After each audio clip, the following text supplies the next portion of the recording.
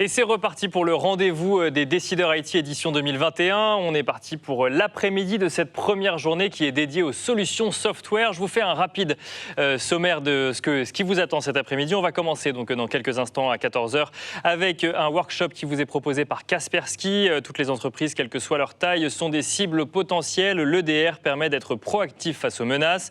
On enchaînera avec un workshop proposé par Microsoft 365. Microsoft 365, quels sont les nouveaux enjeux des organisations avec le travail à distance? On enchaînera avec Veeam, un workshop donc proposé par Veeam. Pourquoi et comment protéger ces données même dans le cloud? Puis ce sera autour d'un workshop proposé par VMware sur la question comment créer une expérience fluide pour les collaborateurs. Et on finira avec un workshop qui s'intéressera de manière un peu plus générale aux missions de consulting pour vous aider à y voir plus clair. La deuxième partie de la journée du rendez-vous des décideurs IT 2021, c'est parti.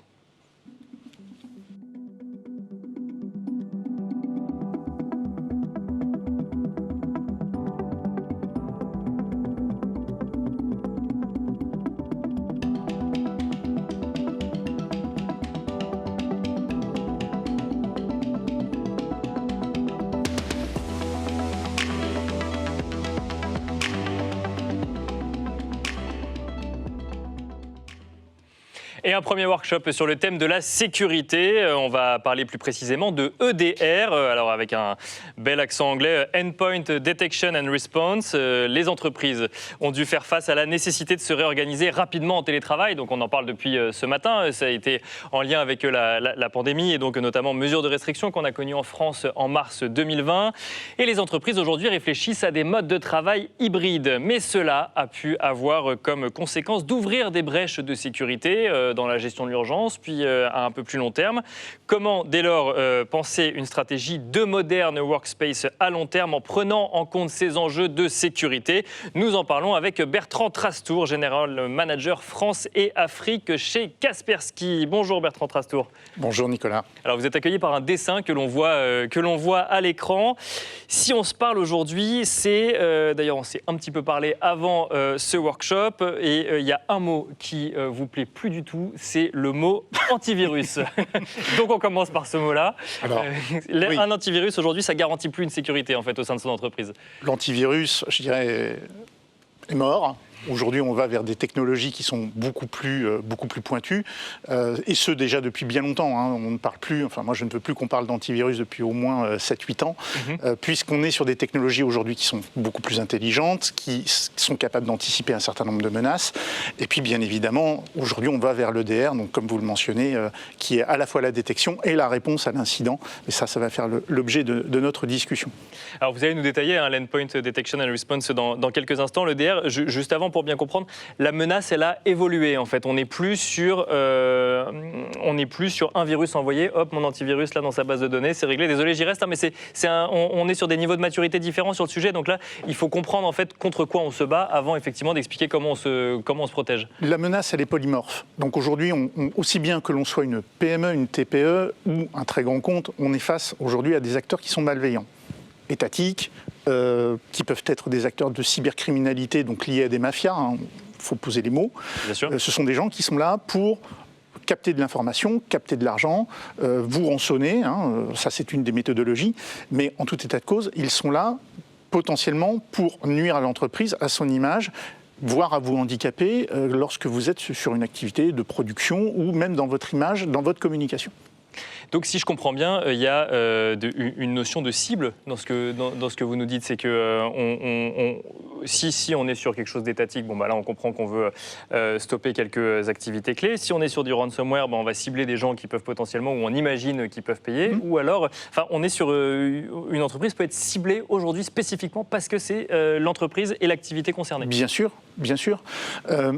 Aujourd'hui, ce qu'on a vu ces derniers temps, ce n'est pas une augmentation des attaques, c'est plutôt le ciblage des entreprises qui ont eu lieu ces derniers temps, ces dernières années. Le confinement, on a vu aussi certaines entreprises un peu plus ciblées.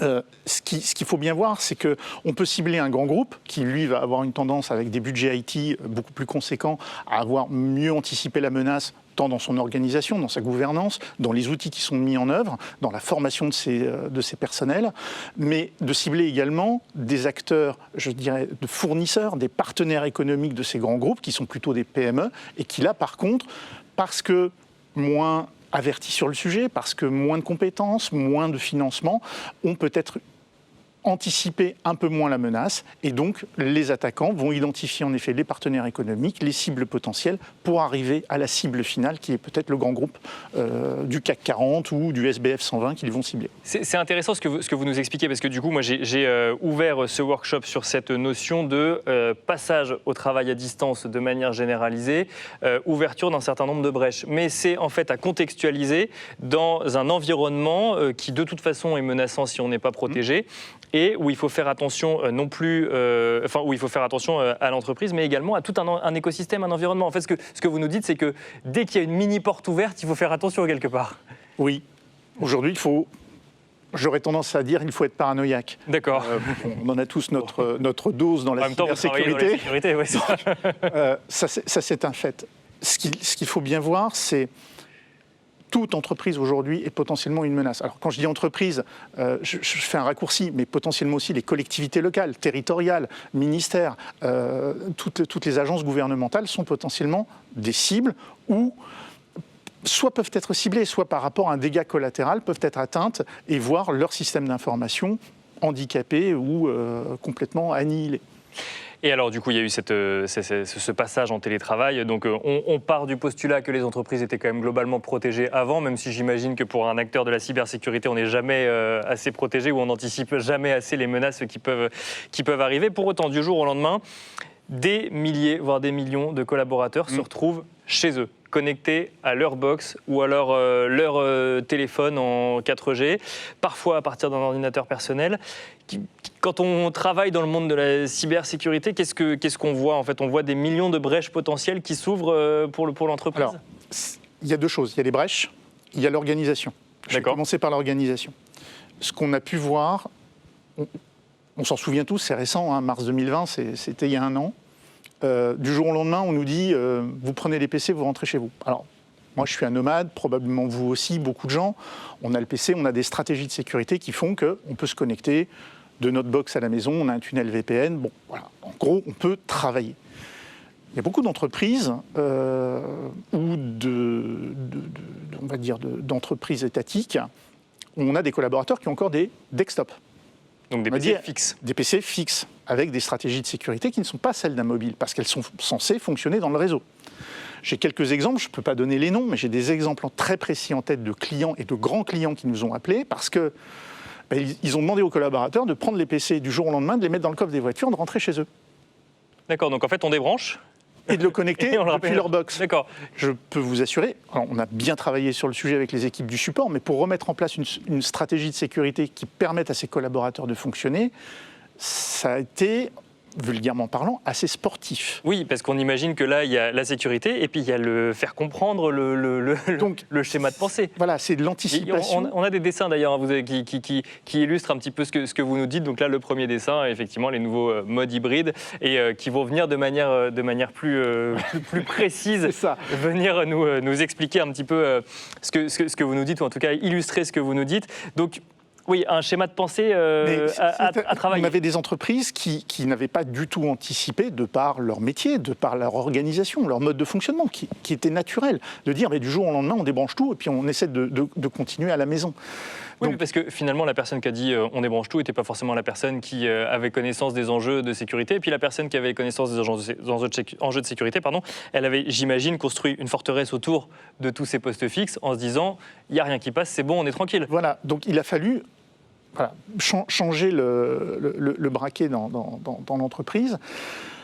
Et ça, on a beaucoup d'entreprises qui se sont laissées, entre guillemets, surprendre parce qu'ils n'avaient pas forcément anticipé dans leur politique, dans leur gouvernance, dans leur façon de travailler. Alors, je pense que là, au bout d'un an et demi, nous, on n'a plus de questionnement de cette nature de la part de nos clients, de la part de nos partenaires. On est face, par contre, à des enjeux qui sont comment le collaborateur se comporte avec son PC à son domicile, monte-t-il correctement son tunnel VPN ? J'ose espérer que oui, maintenant. Comment il accède aux ressources de l'entreprise ? Est-ce que ce PC est correctement mis à jour ? Et ça, on rentre dans des enjeux qui sont des règles fondamentales dans la cybersécurité, c'est d'avoir déjà un PC à jour. Et là, on se rend compte qu'on a encore un gros travail à faire. Et là, vous mettez le point sur deux choses, parce qu'avoir un PC à jour, ça dépend de l'entreprise. Le fait de monter son tunnel VPN soi-même, ça dépend du collaborateur en question, donc de l'entreprise en termes de formation. En général, s'il ne monte pas son tunnel VPN, il n'accède pas aux ressources de l'entreprise. D'accord, donc il y a quand même des garde-fous qui permettent... Il y a quand même des garde-fous. Bon, mais voilà, aujourd'hui, il y a une évolution des comportements.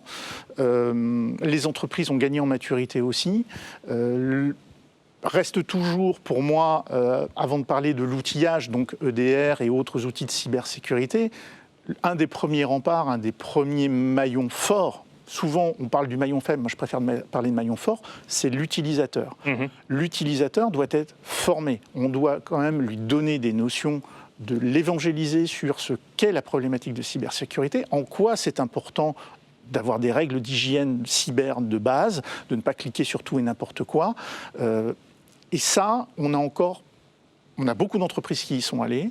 Il y a encore de gros travaux à faire. Et c'est surtout quelque chose qui doit rester constant. C'est-à-dire, on ne va pas dire, tiens, on va former quelqu'un pendant 3 mois, et puis on oublie, bon, ok, on l'a formé. C'est bon, il est formé, il sait, et puis non, il n'y aura plus de problème. En gros, c'est 5 mois après, on fait une tentative de phishing sur son poste pour voir comment cette personne se comporte, est-ce qu'elle a correctement intégré les mécanismes, je dirais là-dessus.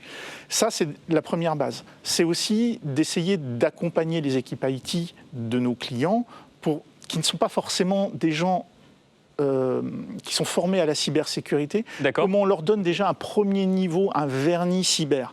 Et ça, c'est quelque chose qu'on voit de plus en plus en termes de demande. PME, entre autres. On a des formations, nous, en e-learning, qui permettent justement à des gens qui sont des ingénieurs réseau, qui font du déploiement du poste de travail, et de leur donner des éléments pour mieux comprendre ce qu'ils font, qu'est-ce qui se passe, qu'est-ce qu'ils doivent faire si demain, oui, il y a un ransomware qui attaque un des postes de travail, quels sont les bons comportements à avoir. Et ça, c'est pareil, c'est quelque chose sur lequel il faut appuyer avant même de parler d'outils de cybersécurité. Il faut bien former les gens, les monter en puissance. Les entreprises, aujourd'hui, elles sont conscientes de ces problématiques-là, ou vous croisez encore des dirigeants d'entreprise qui vous disent « oui, mais moi, mon entreprise est trop petite, je ne suis pas concerné » ou « c'est pas ma priorité ». Non, je pense qu'il y a quand même eu une bonne évolution des choses. Après, sur les PME, on peut avoir encore ce genre de réflexion. Oui, mais pourquoi je serais impacté, je serais ciblé ? C'est ce que je disais au début. Vous êtes le fournisseur d'un grand groupe. Peut-être que vous, en tant qu'entreprise, de par votre chiffre d'affaires, votre secret industriel, vous n'êtes pas le plus intéressant pour le hacker. Par contre, c'est peut-être le partenaire économique avec lequel vous traitez qui, lui, va être la cible. Et donc là, c'est quelle va être la chaîne de compromission. Mais aujourd'hui, de ce que je vois, la plupart des dirigeants d'entreprise ont quand même bien conscience qu'aujourd'hui, il faut investir dans la cyber, que leur outil industriel ou la propriété intellectuelle qu'ils ont, elle est conditionnée à un outil informatique maîtrisé et correctement sécurisé. Alors, on l'a évoqué de manière assez régulière là, depuis le début de ce workshop, ces fameux ransomware. Donc ransomware, on peut redéfinir, je vais donner une définition caricaturale, puis vous me direz si celle-ci est vraie ou non. Mais l'idée, c'est d'envoyer en fait un petit bout de code, d'aller immobiliser une machine et idéalement pour le hacker, d'aller immobiliser tout un réseau ou tout un système au sein de l'entreprise et de demander une rançon pour que l'entreprise puisse reprendre son activité ou récupérer ses données. Et on a vu en fait que ces attaques se sont multipliées, voire démultipliées avec le confinement. Et donc là, finalement, on est quoi ? On est sur des attaques ciblées parce que gros chiffre d'affaires, donc potentiellement grosse rançon, ou en fait on envoie à tout le monde et puis on verra bien où est-ce que ça fonctionne ? Alors, non, les ransomware, ça fait 8 ans que je suis chez Kaspersky. Il y a 8 ans, quand je suis arrivé, on avait déjà des outils anti-ransomware dans nos produits de base. On avait déjà des briques qui étaient là. Et ça, c'était déjà à l'époque plus pour répondre à un phénomène qui était plutôt la tentative, en effet, par de l'email, on va dire, générique, envoyé vers des millions de personnes pour essayer de rançonner les gens et de capter de l'argent. Bon. Ça faisait des dégâts, on avait quand même un certain nombre de moyens. Ce que l'on voit là ces derniers temps, c'est la première chose, c'est ce qu'on appelle du phishing, c'est ça ? Alors, c'était basé entre autres sur des éléments de phishing, et puis après voilà, vous cliquiez, malheureusement, ça a téléchargé un bout de code, et derrière on chiffrait la machine. Bon. Ça existe encore. Donc vous recevez encore un certain nombre de liens de plus ou moins bien faits sur votre boîte aux lettres personnelle, vous en recevez. Dans l'entreprise, aujourd'hui, ce que l'on voit, c'est plutôt, ça on l'a vu beaucoup sur le début du confinement, avec une augmentation majeure des tentatives d'accès sur les protocoles d'accès à distance. D'accord. Tout ce qui était alors, les VPN, les gateways, entre autres le RDP, on a vu énormément de tentatives d'attaque pour rentrer sur les protocoles RDP, parce que ça permet justement de rentrer sur le système d'information de l'entreprise. Et là, une fois qu'on est à l'intérieur, on va pouvoir identifier la cartographie du réseau, identifier les bons interlocuteurs ou du moins les bonnes personnes, éventuellement de compromettre l'Active Directory. Et une fois qu'on a compromis l'Active Directory, on fait une élévation de privilèges.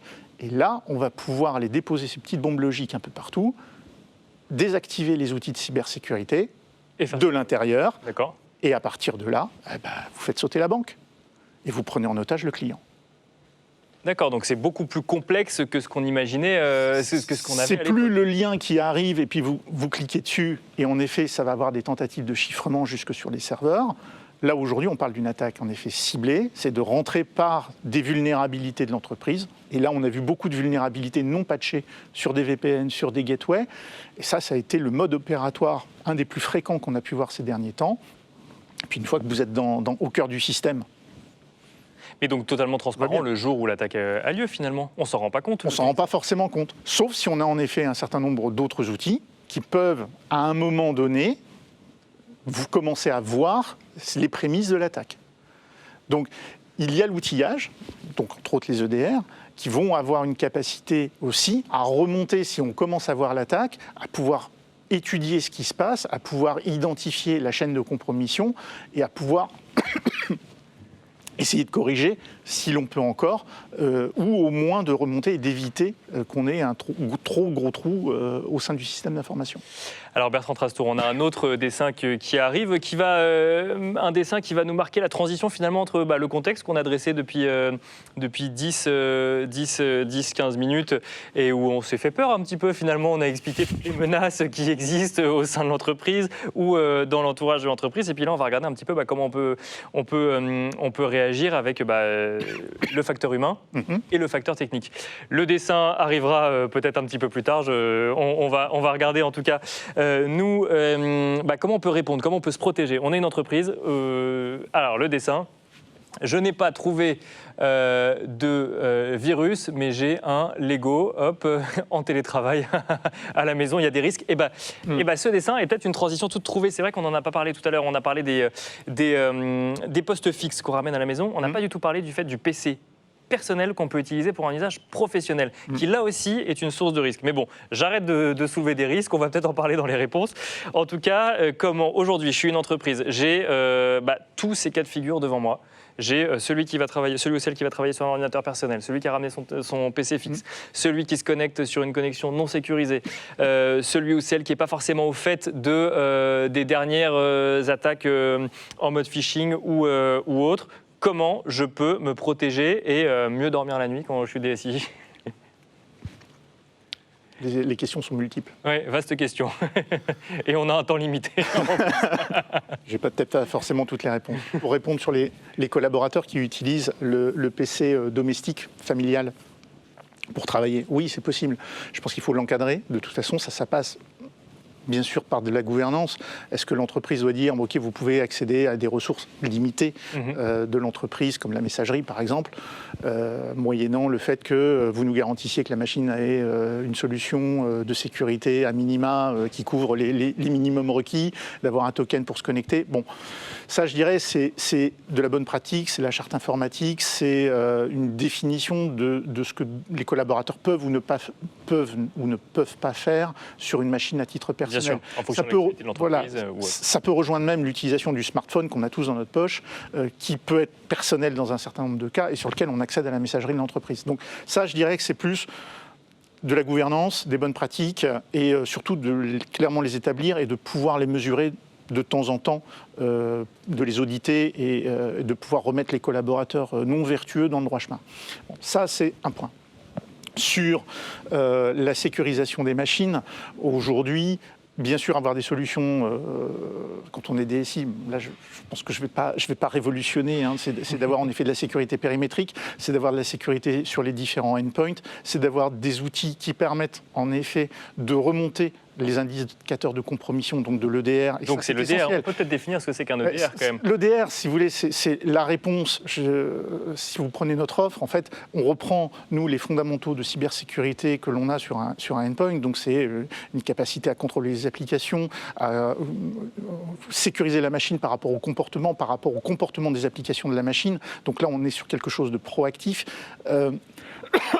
et à pouvoir offrir aussi une brique de réponse justement à l'incident, si demain on a une machine qui se fait compromettre, de pouvoir remonter des alertes et de pouvoir aller sur cette machine à distance, soit pour remédier, soit pour l'isoler complètement du réseau, pour éviter qu'elle contamine les autres. D'accord. Là, on a aujourd'hui cette typologie d'outils dans les mains.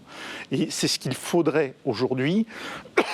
Excusez-moi. Pas de souci. Si on a la possibilité de vous apporter un verre d'eau, je pense que ce sera une bonne idée pour la fin du workshop. Où toutes les entreprises devraient progressivement basculer sur ces outillages-là. La question, c'est comment on l'exploite. Parce que l'outil en lui-même, il est là, il a des fonctionnalités. On parlait aussi, il faut un humain pour l'opérer. Donc ce peuvent être des partenaires, ce peuvent être les collaborateurs de l'entreprise. Là, on va rentrer aussi dans un champ de compétences, de formation et puis de gouvernance de l'entreprise. Qu'est-ce que l'on surveille, comment on agit, comment on interagit avec cette... Oui, parce que finalement, la sécurité, c'est un grand mot. Ensuite, il y a la notion de risque n'est pas la même au sein de toutes les entreprises. Les données ne sont pas forcément critiques au même niveau selon l'activité de l'entreprise. On revient aux enjeux business. Donc, c'est quel business de mon entreprise, quels sont est-ce que j'ai de la propriété intellectuelle, est-ce que j'ai un outil industriel qui est critique, qui peut coûter des millions d'euros, je dirais, à installer, et demain, un ransomware arrive, mon outil industriel, il est par terre, et je vais mettre 3 semaines, 1 mois à le rétablir, avec tous les coûts économiques, les conséquences économiques que cela peut représenter pour l'entreprise, en termes d'image, en termes de non-livraison à des partenaires économiques et autres. Donc, il y a beaucoup de choses. Mais l'EDR, c'est pas seulement... Je pense qu'un certain nombre aussi de clients voient l'EDR comme un outil magique. Il n'y a pas d'outil magique. Que l'on parle d'EDR, que l'on parle de firewall ou autre. L'outillage que nous, éditeurs, nous proposons, il a des fonctionnalités qui doivent adresser tous les clients, qu'ils soient petits ou grands. Après, au client de définir quelles features, quelles fonctionnalités il va utiliser et par rapport à son contexte. Donc, où sont en effet mes analyses de risque et comment j'utilise l'outil qui est en face. Donc l'outil automatique qui traite tout de façon automatique, pour moi, on peut automatiser beaucoup de choses, mais il y a un moment où l'humain sera quand même de la partie pour piloter l'ensemble. Et là, donc, effectivement, on a la partie technique, excusez-moi, où donc là, la solution va permettre d'identifier quand même, mais en fait, la solution va permettre d'identifier donc un certain nombre de failles ou de comportements, mais en fait, est-ce qu'on peut quand même dire qu'elle vient en support de l'humain ? Alors, oui, parce que finalement, quand on clique sur un lien, là, automatiquement, on peut avoir une alerte rouge qui dit « attention, là, il ne faut pas y aller ». L'outil va remonter un certain nombre d'informations. Donc, bien sûr, il va y avoir des alertes, il va y avoir un certain nombre de remontées d'informations. On peut paramétrer l'outil pour qu'il fasse un certain nombre d'actions en fonction des alertes qui vont être montées. On peut aussi, dans notre offre, c'est ce qu'on appelle le MDR, Management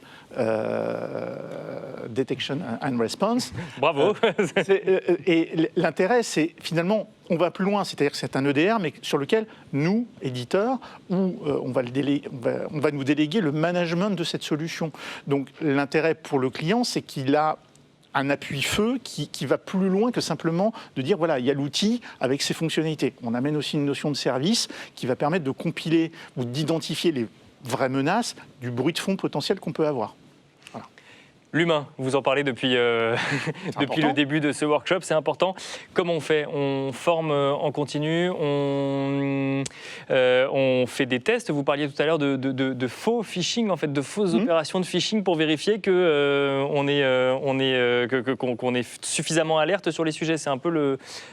Il y a plusieurs choses. Je dirais, il y a tous les collaborateurs de l'entreprise qui ont un PC dans les mains.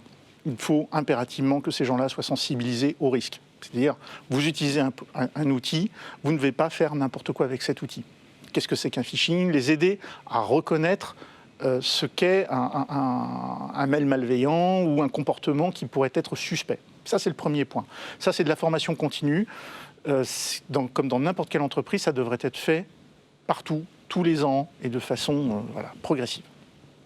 La formation des équipes IT, où on a d'excellents collaborateurs aujourd'hui qui sont très bons dans leur domaine, du réseau, du poste de travail, mais comment on leur amène un degré d'éveil, de conscience et de formation supplémentaire sur la cyber. Là, il y a des réponses, on en produit, il y en a d'autres acteurs le font, et puis il y a heureusement une filière française en matière d'université, de grandes écoles d'ingénieurs parce qu'on a eu quand même pendant quelques années un gap sur le marché d'écoles on ne sortait pas suffisamment d'ingénieurs spécialisés en cybersécurité.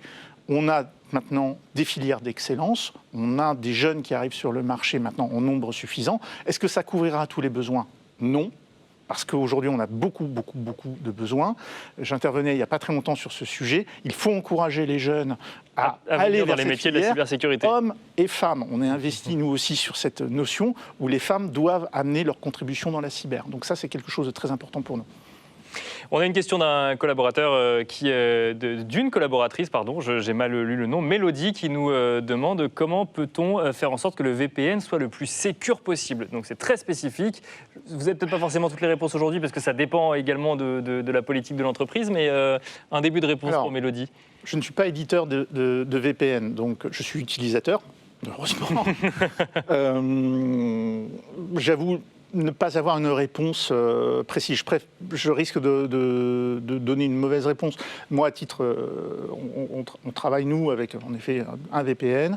On a une authentification qui est forte. Donc, ce n'est pas seulement un mot de passe, c'est avec d'autres technologies. Et ça nous permet de renforcer notre sécurité. Oui. Oui, parce qu'il y a effectivement il y a un enjeu vraiment d'usurpation d'identité. Quand on veut rentrer dans un système, en fait, il suffit de se faire passer pour... il faut vérifier que la personne qui se connecte, finalement, est la personne qui est réellement la personne qui est derrière son ordinateur. Donc, on a parlé du côté humain. Il y a une question quand même qu'on se pose quand on est une entreprise ou même un observateur, tout simplement, de ces sujets de cybersécurité ou autre. C'est est-ce qu'on est forcément condamné à être... pas forcément à la traîne vis-à-vis des attaques ou des menaces, mais à être en réaction par rapport aux menaces, ou est-ce qu'on peut être proactif sur le sujet? On est dans un jeu du chat et de la souris. Les attaquants se sont professionnalisés, c'est un fait. On n'est plus sur le hacker dans son coin avec la capuche qui fait tout lui-même. On est sur une segmentation du marché de la menace. On a des gens qui sont spécialistes. Donc la chaîne de l'attaque, elle est composée de différentes personnes, de différents groupes. Et ils compilent même, on peut avoir des gens qui vont créer un outil, le mettre à disposition d'autres qui vont, eux, générer les attaques. Donc on est sur une industrie.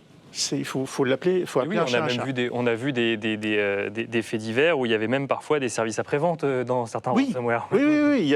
On voit même des assurances, sur un lot de cartes de crédit de tant de milliers de numéros, s'il y en a qui ne fonctionnent pas, moi je vous garantis, je vous rembourse les numéros qui ne fonctionnent pas. Oui, donc on a vu des choses comme ça. Oui. Bon, donc c'est très professionnel.